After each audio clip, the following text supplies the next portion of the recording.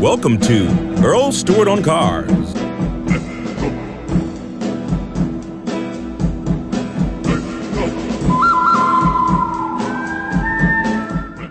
If you lease a car, your responsibility are exactly as an owner, even though you're not the owner. The leasing company owns the car. You have to pay the piper when you're a lessee at the end of the lease. At the end of the lease, they're going to send out an inspector, and they're going to look at that car that you drove for 3 or 4 years very carefully.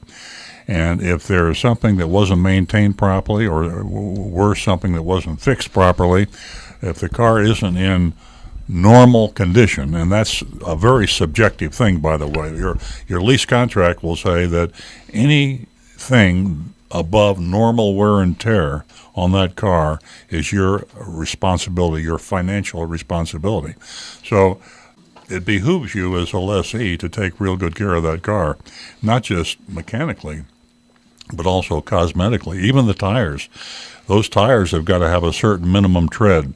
And if you've got a little ding, a little scratch, or a little stain on the upholstery, you might be surprised that the leasing company doesn't consider that as little at all, and you're going to get a big bill. This is one of the ways, unfortunately, that leasing companies tend to try to make profits.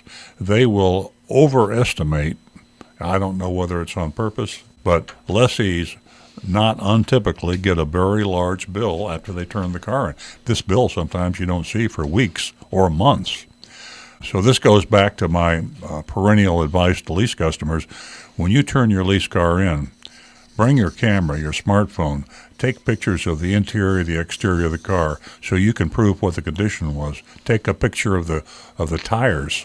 You want to say what the tread was. Be sure that a complete inspection is done with you present, and notice the report as to what they had observed as to problems with the car before you sign off on it. Once you sign off on that inspection report, you're at their mercy. So be very, very careful. One thing to remember when you lease a car, and if you're really worried about warranty repairs when it's out of lease, there are extended service contracts you can buy. People ask me all the time, should I buy an extended warranty on my car, whether you lease it or buy it? Well, the answer is, if it buys you peace of mind, yes. The extended warranty companies are insurance companies. They make a profit like an insurance company, and they take in more premiums, which is what you pay for your extended warranty, than they pay out in claims. So if you're a gambling person, then don't buy the extended warranty. But if you sleep better at night, that's a good way to avoid concern if your lease car is out of warranty and you have a problem. One of the problems, this is more or less for the manufacturer's problem, people don't tend to take as good care of the lease car as they do a car that they own. I mean, it's perfectly natural. If you own something or rent something, psychologically, you tend to baby something that you really own and have a lot of money invested in, as opposed to something you lease or rent. But it's something to keep in mind when you're buying an off-lease car.